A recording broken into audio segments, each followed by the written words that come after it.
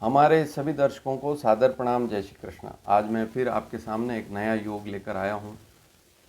आज जो स्थिति आपको बता रहा हूँ, ऐसी स्थिति अगर किसी कुंडली में बन रही है तो फिर विवाह में देरी अवश्य होगी। समय रहते ही यदि जागरूक हो गए तो काम बन जाएगा, अन्यथा विवाह में देरी अवश्य होगी।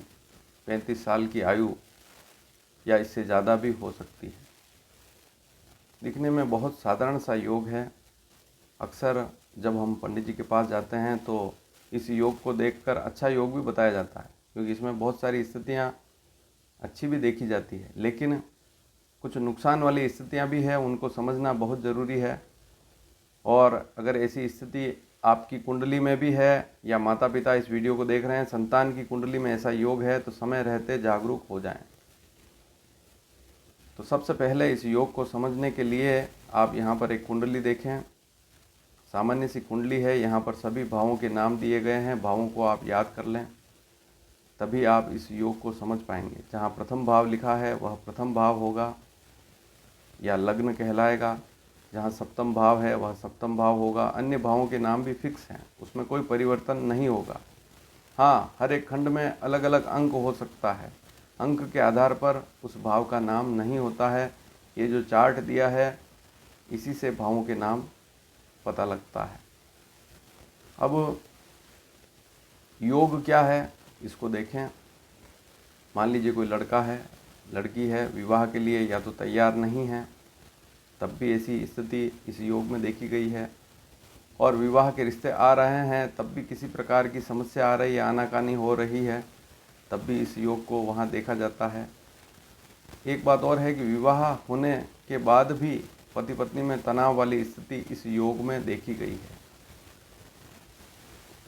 तो यहाँ पर अब कुंडली देखें, एक नई स्थिति आपके सामने दिखाई दे रही है। मकर लग्न की कुंडली आपके सामने है। लग्न में शनि विराजमान है, वक्री होकर स्थित है। और यदि शनि वक्री नहीं है तब भी अकेला शनि है, साथ में और कोई ग्रह है तो अलग बात है, लेकिन शनि यदि मकर लग्न में अकेला बैठा हुआ है और वक्री भी है। अब यहाँ पर आप देखें कि लग्न का स्वामी शनि है और सप्तम का स्वामी चंद्रमा है, तो विवाह के लिए हमें सप्तम भाव भी देखना पड़ेगा। अब यह योग कैसे बनेगा, जैसे मैं उदाहरण से आपको बता दूं कि जैसे लग्न में शनि है और सप्तम का स्वामी चंद्रमा यदि छठे, आठवें, 12वें भाव में बैठा हुआ है तो स्थिति ज़्यादा खराब हो जाती है। ध्यान से सुने, शनि लग्न में बैठा हुआ है लेकिन चंद्रमा छठे भाव में है, 8वें भाव में है या 12वें भाव में है, तो यह स्थिति ज़्यादा खराब हो जाती है। और इससे भी ज़्यादा बुरी स्थिति कब होती है, जब चंद्रमा के साथ या तो राहु हो या केतु हो या चंद्रमा के साथ मंगल हो या चंद्रमा पर राहु की दृष्टि हो, तो स्थिति और ज़्यादा गंभीर हो जाएगी। इस बात को समझना भी बहुत ज़रूरी है। जैसे ये जो कुंडली दिखाई दे रही है, इसमें आप देखें कि शनि लग्न में है, मान लीजिए चंद्रमा 8वें भाव में है और राहु 12वें भाव में है, तो राहु की 9वीं दृष्टि चंद्रमा पर पड़ेगी। राहु की ऐसी स्थिति में 9वीं दृष्टि चंद्रमा पर पड़ेगी, चंद्रमा पीड़ित हो जाएगा। मान लीजिए इस कुंडली में शुक्र की स्थिति अगर देखें, क्योंकि शुक्र सप्तम का कारक है, शुक्र इस कुंडली में मान लीजिए 10वें भाव में बैठा हुआ, बहुत अच्छा योग इसे कहा जाता है। नौकरी, काम धंधे में कोई समस्या नहीं रहती है। यदि शनि, बुध, शुक्र आदि दशाएं हैं, शनि की दशा है, बुध की दशा है, शुक्र की दशा है, तो यहाँ समस्याएं नौकरी के मामले में तो नहीं होती है। लेकिन मान लीजिए कि इसी कुंडली में शुक्र 10वें भाव में बैठा हुआ है और उस पर शनि की दृष्टि भी है, तो स्थिति और ज़्यादा गंभीर हो जाएगी।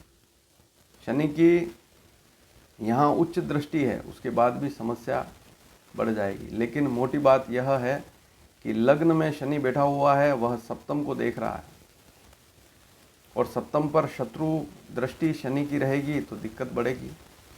चंद्रमा 8वें में है मान लीजिए, या छठे में है, या 12वें में राहु के साथ ही बैठा हुआ है, 12वें भाव में राहु है मान लीजिए, और राहु छठे भाव को देख रहा है, छठे भाव में चंद्रमा है, या चंद्रमा 8वें भाव में है, तो राहु की दृष्टि है, 7वीं दृष्टि छठे भाव पर पड़ेगी, 9वीं दृष्टि 8वें भाव पर पड़ेगी।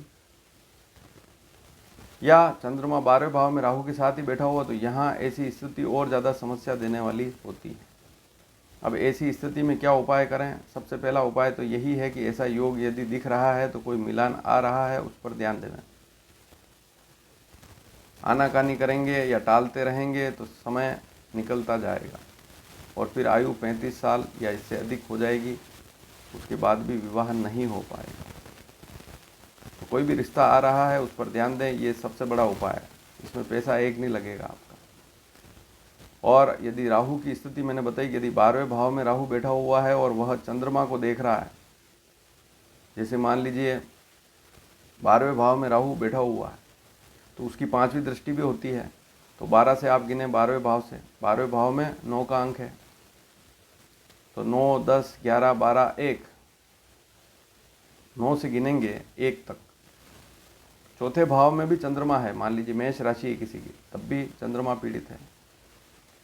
और छठे भाव में है मिथुन राशि पर चंद्रमा, मिथुन राशि है उस जातक की, राहु की दृष्टि है। सिंह राशि है तब भी राहु की दृष्टि है, समस्या रहेगी। सप्तम भाव में कोई ग्रह नहीं है तब भी समस्या रहेगी। और सप्तम भाव में मान लीजिए कोई ग्रह आ गया तो और स्थिति ज़्यादा खराब हो जाएगी। तो इस विषय को समझना बहुत ज़रूरी है। यहाँ राहु के उपाय भी कर सकते हैं, राहु के वैदिक मंत्रों के जाप पंडित जी से करवा सकते हैं। और यही सबसे बड़ा उपाय राहु का। भगवान विष्णु की आराधना करने से भी यहाँ पर लाभ मिलता है। भगवान विष्णु के किसी भी मंत्र का जाप करना भी आपके लिए विशेष लाभकारी रहेगा। ओम नमो भगवते वासुदेवाय नमः, इस मंत्र का भी जाप आप कर सकते हैं। यदि मकर लग्न की कुंडली है, लग्न में शनि बैठा हुआ, चाहे वक्री है नहीं है, सप्तम को देखेगा, समस्या देगा। शुक्र को भी कहीं देख रहा है शनि, तब भी थोड़ी दिक्कत ज़्यादा बढ़ जाएगी। और चंद्रमा पर राहु की दृष्टि हो तभी ऐसी स्थिति ज़्यादा भयावह होती है। चौथे भाव में चंद्रमा है, छठे में है, 8वें में है, या राहु के साथ चंद्रमा 12वें भाव में बैठा हुआ है, तो स्थिति यहाँ पर 2 ग्रहों के कारण, शनि के कारण और राहु के कारण दिक्कत बढ़ेगी। उपाय करेंगे तो लाभ मिलेगा। छोटा सा उपाय, भगवान विष्णु का कोई भी मंत्र आप जाप शुरू कर सकते हैं। लेकिन रिश्ता आ रहा है तो उस पर भी ध्यान जरूर देना, क्योंकि यहाँ मान लीजिए शुक्र केंद्र में बैठा हुआ है, शनि लग्न में है, दशा मान लीजिए शनि की है, शुक्र की है, बुध की है, इनकम बहुत अच्छी है, लेकिन केवल शादी नहीं हो रही है। तो शादी भी अगर नहीं हो रही है और व्यक्ति चिंतित है तो समस्या है, क्योंकि विवाह होना भी आवश्यक है और विवाह की इच्छा नहीं है तो बात अलग है। यदि आप देश से बाहर रहते हैं, विदेश में रहते हैं, ऐसी स्थिति में, क्योंकि राहु 12वें भाव में है, तो वहाँ पर आपको और ज़्यादा विचार करना पड़ेगा, क्योंकि वहाँ पर रिश्ते एकदम नज़दीक के नहीं मिल पाते हैं। अगर आप भारत में रहते हैं तो यहाँ तो अनेक रिश्ते आपको मिल जाएंगे, लेकिन विदेश में रहते हैं तो वहाँ रिश्ते मिलना भी मुश्किल है। आप जिस शहर में रहते हैं वहाँ का रिश्ता मिल जाए, बहुत मुश्किल स्थितियाँ होती है। तो समय रहते इस योग को भी देख लें, जागरूक हो जाएं।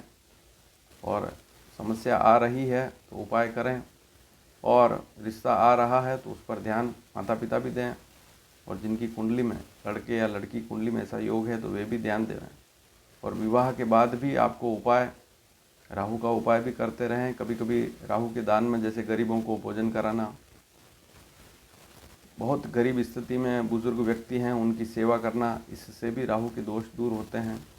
भगवान विष्णु की उपासना आज से ही शुरू कर दें। ऐसा योग यदि आपकी कुंडली में है, भगवान कृष्ण की पूजा करें, उनके दर्शन करें तो लाभ मिलेगा। वीडियो पसंद आए तो शेयर जरूर कीजिएगा। धन्यवाद। जय श्री कृष्ण।